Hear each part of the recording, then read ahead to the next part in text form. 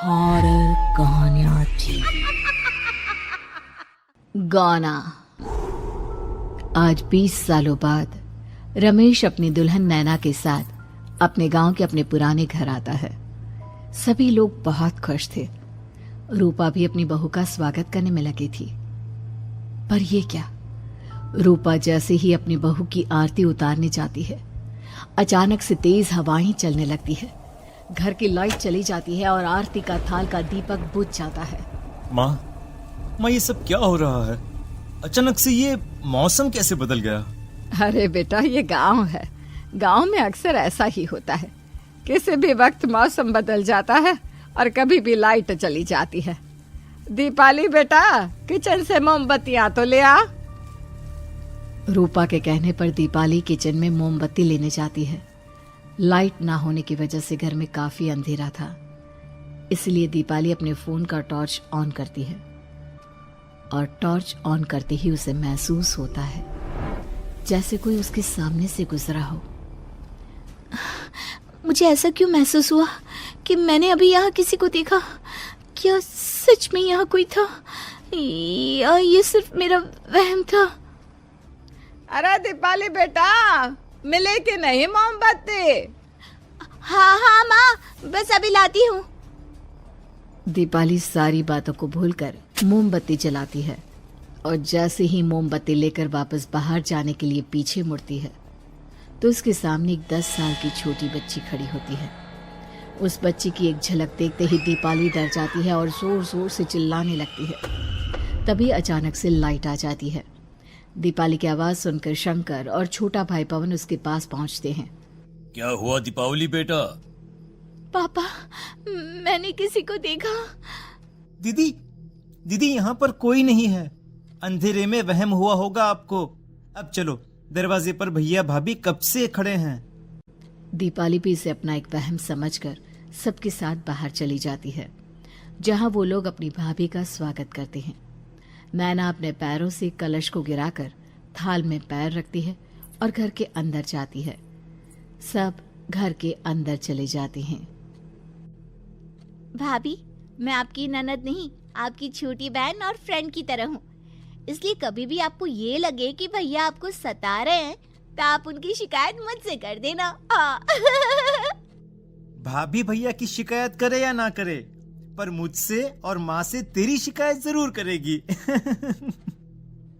सभी आपस में बैठकर हंसी मजाक कर रहे थे। नैना भी घूंघट किए अपने बिस्तर पर बैठी थी। वो सब आपस में बात कर ही रहे होते हैं कि तभी उन्हें एक अजीब डरावनी आवाज सुनाई देती है और कमरे की खिड़की अपने आप ही खुल जाती है। मुझे इसीलिए गांव पसंद नहीं। गांव में ऐसी ही डरावनी आवाजें आती हैं। मैंने तो सुना है गांव में बहुत सारे भूत भी होते हैं और इस मौसम को पता नहीं क्या हो रहा है। मुझे तो बहुत डर लग रहा है। मैं तो अपने कमरे में जा रही हूँ सोने। बाय भाभी, हम कल बात करेंगे। अब सब अपने कमरे में सोने चले जाते हैं। नैना अपने कमरे में बिल्कुल अकेली थी। कुछ देर बाद रमेश अपने कमरे में आता है और देखता है कि नैना खिड़की के पास खड़ी होकर बाहर की ओर एक टक नजरें लगाकर देख रही थी। क्या हुआ नैना? बाहर क्या देख रही हो? मैं बाहर का मौसम देख रही हूँ रमेश जी। इस मौसम को देखकर ऐसा लग रहा है जैसे आज कोई अपना बदला लेने के लिए आया है। तुम क्या बोल रही हो? मेरी कुछ समझ में नहीं आ रहा। और वैसे भी रात काफी हो चुकी है, अब हमें भी सो जाना चाहिए। चलो। इतना बोलकर रमेश सोने के लिए बिस्तर पर लेट जाता है, पर नैना अब भी खिड़की के पास ही खड़ी होती है। रमेश के सो जाने के बाद नैना अपनी सास के कमरे में जाती है और अपनी सास के पास बैठकर रोने लगती है, जिसे सुन सास की नींद खुल जाती है। बहू, अरे क्या हुआ बहू? तू इतनी रात को यहाँ मेरे कमरे में बैठकर रो क्यों रही है? मम्मी जी, आपने मुझे क्यों नहीं अपनाया? आपको पता है, आपकी वजह से मुझे और मेरे परिवार वालों को गांव वालों के कितने ताने सुनने पड़े। तू मेरी बहू नहीं है? कौन है तू? मम्मी जी, मैं आप ही की बहू हूँ। आपने मुझे अब भी नहीं पहचाना? इतना बोलते ही नैना की आंखें लाल हो जाती हैं। वो जोर जोर से हंसने लगती है। मौसम का रुख बदल जाता है। कमरे की खिड़कियां और दरवाजे अपने आप ही खुलने और बंद होने लगते हैं। देखते ही देखते नैना हवा में उड़ने लगती है और वो अपनी आंखों के इशारे से अपनी सांस को भी हवा में लटका देती है। तेरी वजह से मुझे और मेरे घर वालों को ताने सुनने पड़े। तूने जो पाप किया है, तुझे उस पाप की सजा मिलेगी और अब तेरी इस गलती की सजा तेरा पूरा परिवार भुगतेगा। इस तरह से नैना बड़ी ही बेरहमी से अपनी सास को मार डालती है और आराम से अपने कमरे में जाकर सो जाती है। अगली सुबह जब घर वालों को कमरे में रूपा की लाश मिलती है तो उन लोगों के पैरों तले जमीन खिसक जाती है। कल तक माँ बिल्कुल ठीक थी, फिर अचानक ऐसा क्या हुआ रात को कि माँ हम सबको छोड़कर चली गई। सारी गलती मेरी है।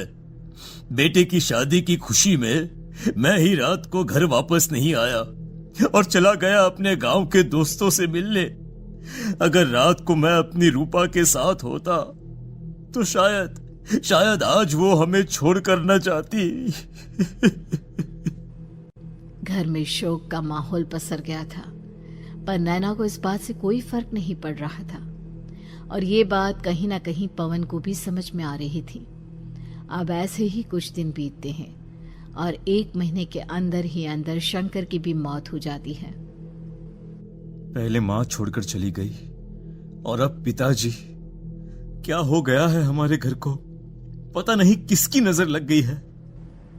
भैया ये घर सही नहीं है। हम जब से इस घर में आए हैं कुछ न कुछ बुरा ही हो रहा है। हमें यहाँ से वापस शहर चले जाना चाहिए। जहाँ रमेश, दीपाली और पवन का रो रो कर बुरा हाल था, वहीं नैना अपने कमरे में बैठी आराम से मेकअप कर रही थी। दीदी मुझे तुमसे कुछ बात करनी है। मुझे लगता है कि इन सब के पीछे भाभी का हाथ है। पवन तू ये सब क्या कह रहा है? तू होश में तो है ना? अगर भैया भाभी ने तेरी ये बकवास बात सुन ली तो उनके दिल पर क्या गुजरेगी? तू भाभी पर इतना बड़ा इल्जाम कैसे लगा सकता है? दीदी आप खुद ही देख लो ना। हम जब से इस घर में आए हैं सब कुछ बदल गया है। शादी से पहले नैना भाभी ऐसी बिल्कुल नहीं थी, पर अब वो किसी से बात नहीं करती। ज्यादातर अकेले अपने कमरे में ही रहती है और कभी उनसे बात करो भी तो न जाने कैसी अजीबोगरीब तरह की बातें करने लगती हैं। तू पागल हो गया है। आप समझती क्यों नहीं है दीदी? देखो ना, हमारे घर में मौत का सिलसिला शुरू हो गया है, पर भाभी को कोई फर्क नहीं पड़ रहा। वो अभी भी मेकअप कर रही हैं, आराम से खाना खा रही हैं। और दीदी आपको पता है, जिस रात माँ की मौत हुई थी ना, उस रात मैंने भाभी को माँ के कमरे में जाते हुए देखा था। पवन की बातें सुन अब दीपाली के मन में भी शक पैदा होने लगता है और वो इस बारे में रमेश से बात करती है। रात को सब साथ में बैठकर खाना खा रहे थे, तभी कौन हो तुम और तुम ये सब क्यों कर रही हो? क्यों सबकी जान ले रही हो? रमेश जी, ये आप क्या कह रहे हैं? मैं भला मम्मी जी पापा जी की जान क्यों लूंगी?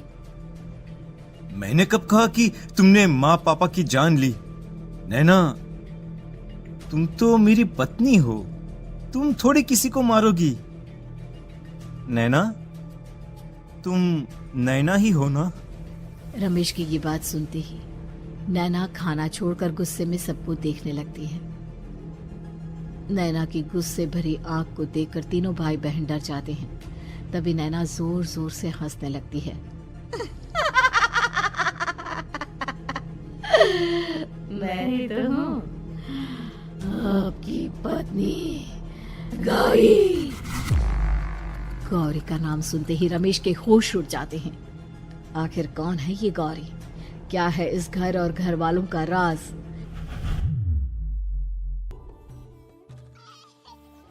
हमारे दोनों बच्चे एक साथ कितने अच्छे लग रहे हैं ना? हाँ, कितने अच्छे दोस्त हैं दोनों। बस बड़े होने के बाद भी इनकी ये दोस्ती बनी रहे तो बच्चे कितने खुश रहेंगे। मैं क्या सोच रहा था कि क्यों ना हम अपनी दोस्ती को रिश्तेदारी में बदल दें। मैं अपने बेटे रमेश की शादी तेरी बेटी गौरी से करना चाहता हूँ। इस तरह हमारे बच्चे भी हमेशा साथ रहेंगे और हमारी दोस्ती भी रिश्तेदारी में बदल जाएगी। शंकर की इस बात से उसके दोस्त को बहुत अच्छा लगता है और वो अपनी बेटी की शादी रमेश से करवाने के लिए तैयार हो जाता है। बहुत जल्द दोनों परिवार मिलकर बचपन में ही रमेश और गौरी की शादी करा देते हैं। अरे शंकर, अपने बच्चों की शादी करवा कर हमने अपनी दोस्ती को रिश्तेदारी में बदल तो लिया, पर मैं चाहता हूँ कि अपनी गौरी का गौना 2 साल बाद करूं, ताकि वो थोड़ी समझदार हो जाए। अरे हाँ दोस्त, बिल्कुल, हमें कोई दिक्कत नहीं है। इसी तरह समय बीतने लगता है। समय के साथ शंकर का कारोबार तरक्की पकड़ लेता है और 2 साल बाद शंकर अपने पूरे परिवार के साथ शहर में शिफ्ट होने की तैयारी कर लेता है। जब यह खबर उसके दोस्त को पता चलती है तो वो शंकर से बात करने उसके घर जाता है। शंकर, 2 साल पूरे हो चुके हैं और अब तू शहर भी जाने वाला है। मैं सोच रहा था कि तेरे शहर जाने से पहले गौरी का गौना कर दूं, ताकि तू अपनी बहू को अपने साथ लेकर जा सके। ये तू कैसी बातें कर रहा है?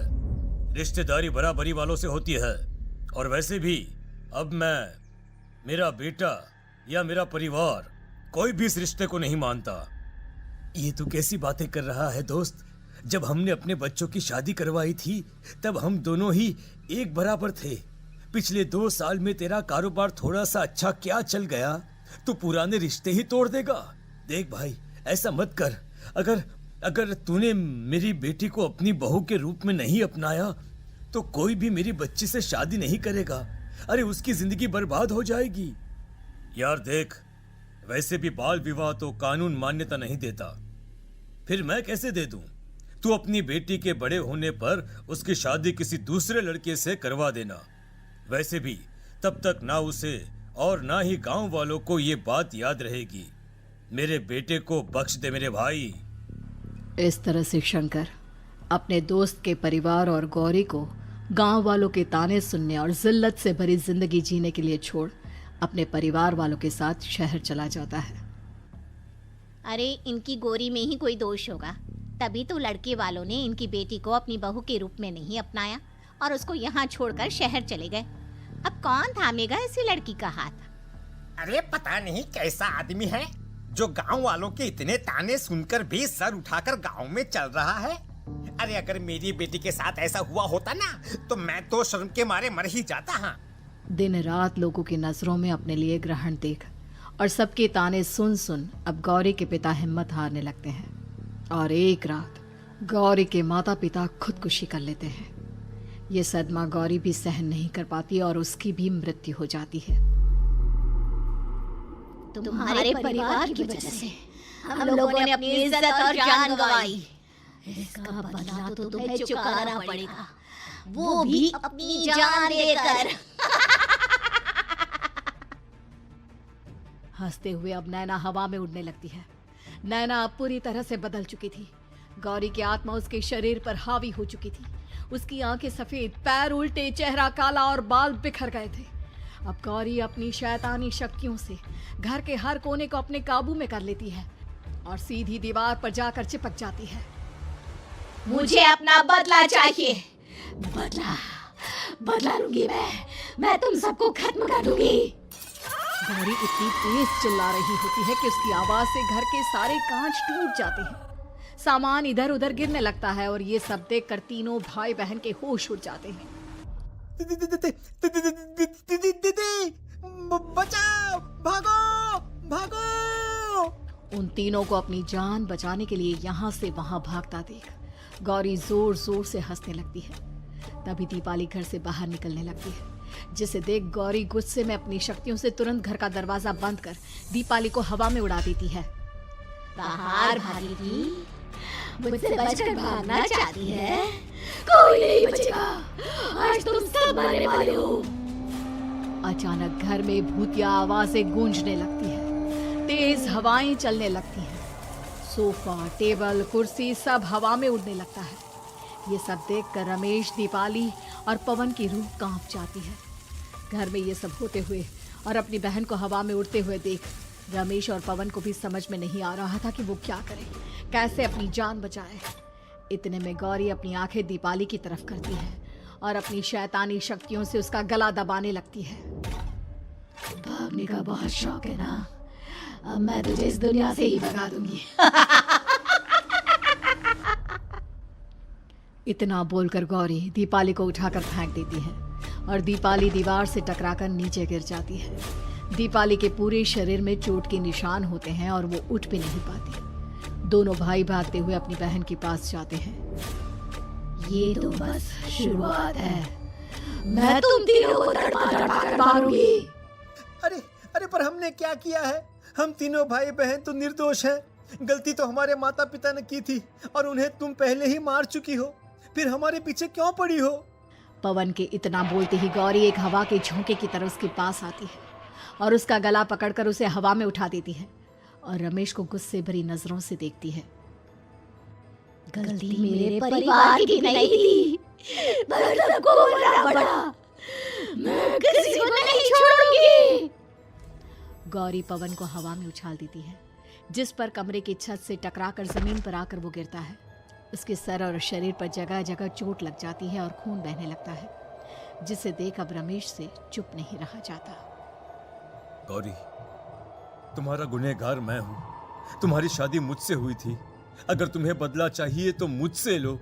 मेरे भाई बहन को छोड़ दो। तुम मुझे मार दो। मरना तो सबको पड़ेगा। अरे पर इसमें उन दोनों की कोई गलती नहीं है। प्लीज, मैं मानता हूँ कि तुम और तुम्हारे परिवार के साथ जो कुछ भी हुआ वो गलत था, पर गौरी, मैं प्लीज मेरे भाई बहन को छोड़ दो। उन्हें तो इस बात के बारे में कुछ भी पता नहीं है। उनका इस सबसे कोई लेना देना नहीं है। तुम और तुम्हारा परिवार यही चाहता था ना कि मैं तुम्हें अपना लूं। उस समय मैं बच्चा था। मेरे पास इतनी समझ नहीं थी, पर आज मैं तुम्हें तुम्हारे इसी रूप में अपनाता हूँ। मेरे साथ जो करना है कर लो, बस मेरे भाई बहन की जान बख्श दो उनकी जान। रमेश की ये बात सुनकर गौरी का गुस्सा थोड़ा शांत होता है। ठीक है, मैं तुम्हारे भाई बहन को नहीं मारूंगी, पर तुम्हें मरना होगा और तुम्हारी आत्मा को मेरे साथ शादी करनी होगी। मुझे मंजूर है। अब रमेश गौरी के साथ छत पर जाता है और छत से नीचे को जाता है।